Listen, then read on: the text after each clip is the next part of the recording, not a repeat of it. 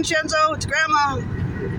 Driving home from work to go to another work, and then back to this work. But anyway, look what I just saw in front of me. Who the heck is this? In Thousand Oaks too, yellow and green. I thought they were supposed to be red and gray here.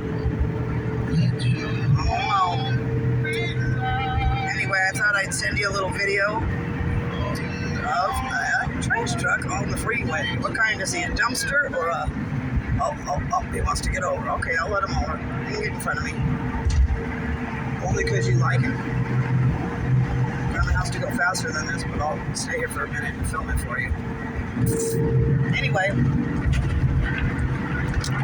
Hey. But I gotta go. So, yeah, it's a dumpster kind. Dumpster, trash truck, Look at all that machinery right there. Wow. There's the trash truck driver. Okay? Look at him in the mirror. You see him in the mirror? Oh, there he is. Yeah, trash truck in the mirror. Okay, and look at over here. Look at that big dinosaur sleeping over there.